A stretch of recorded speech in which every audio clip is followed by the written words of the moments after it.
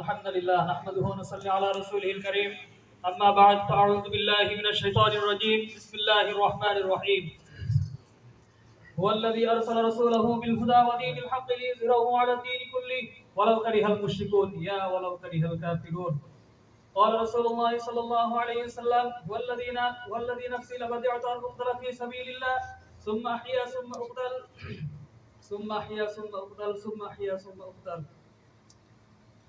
শুকরিয়া জ্ঞাপন করছি সেই মহান প্রভুর দরবারে যিনি আমাদেরকে অত্যন্ত দয়া ও মেহেরবানি করে আজকের এই রাসূলুল্লাহ সাল্লাল্লাহু আলাইহি সাল্লামের বিপ্লবী জীবনের আলোচ্য সভায় আসার তৌফিক দান করেছেন।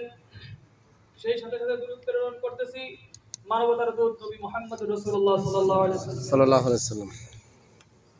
আজকের মঞ্চে উপস্থিত সম্মানিত সভাপতি ও সেক্রেটারি, ভাই পরিচালক ও বিচারক মহোদয়, সামনে উপবিষ্ট আমার প্রাণপ্রিয় কর্মী ও সদস্য ভাইরা, আমার পক্ষ থেকে সালাম। আসসালামু আলাইকুম ওয়া রাহমাতুল্লাহি ওয়া বারাকাতুহু। ওয়া আলাইকুম আসসালাম ওয়া রাহমাতুল্লাহি। আজকে আমার আলোচনার বিষয় হলো রাসূলুল্লাহ সাল্লাল্লাহু আলাইহি সাল্লামের বিপ্লবী জীবনী। যদি আল্লাহ তাআলা তৌফিক শামিলা হাল হয় তাহলে আমি এই বিষয়ের উপরে কিছু কথা বলার চেষ্টা করব। ওমা তৌফিক ইল্লা বিল্লাহ। যখন এই আরব বিশ্ব অন্ধকার এবং জাহেলিয়াত এবং বর্বরতায় ছেয়ে গিয়েছিল এবং পবিত্র কাবা ঘরে 360 পর্যন্ত মূর্তি স্থাপন করা হয়েছিল, তখনই আল্লাহ তাআলা মা আমিনার কোল জুড়ে এক বিশ্ব বিপ্লবী নেতাকে প্রেরণ করলেন। জন্মের আগেই তিনি পিতাকে হারিয়েছিলেন, শৈশবকালে তিনি তার মাতাকে হারিয়েছিলেন, চাচাদের আদরে তিনি লালিত পালিত হন। যখন তিনার বয়স 15 বছরে গিয়ে পৌঁছলো, তখন এই বর্বরতা এবং জাহেলিয়াত দূর করার জন্য একটি সংগঠন তৈরি করলেন যার নাম ছিল হিলফুল ফুজুল। এবং এইভাবে তিনার বয়স যখন 40 বছর হয় তখন আল্লাহ তাআলা তাকে একটি দিন দিয়ে হেরা গুহায় ওনাকে একটি দিন দিলেন। দিনের নাম হলো ইসলাম। সম্মানিত উপস্থিতি, এই বিপ্লবের কারণে শহীদ হয়েছেন হাজার হাজার সাহাবী ও আম্বিয়া কিরাম।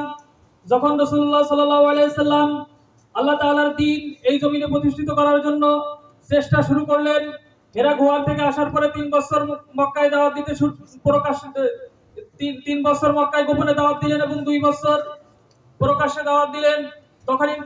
তখনই কাফেররা বিভিন্নভাবে তাকে নির্যাতন শুরু করলো।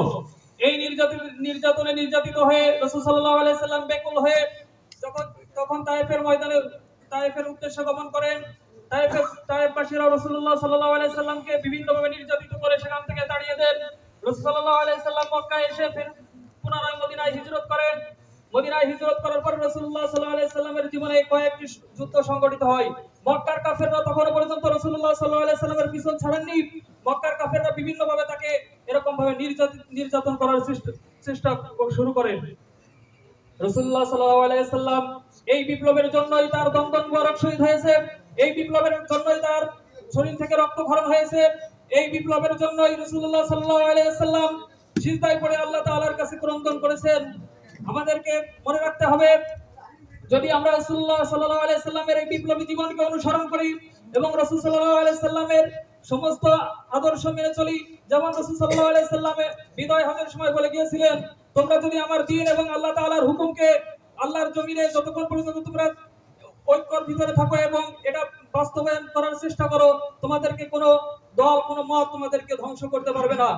আজ আমাদেরকে স্মরণ রাখতে হবে, আমরা যদি রাসূলুল্লাহ সাল্লাল্লাহু আলাইহি সাল্লামের জীবনীকে আদর্শ বানিয়ে নিই এবং যদি আমরা ঐক্যবদ্ধ হই, তাহলে পশ্চিমাদের মতো হায়নারা এবং ইহুদিদের দালালরা আমাদের থেকে পিছু হটতে বাধ্য হবে।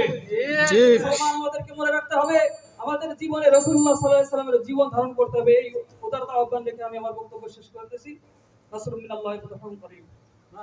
মারহাবা।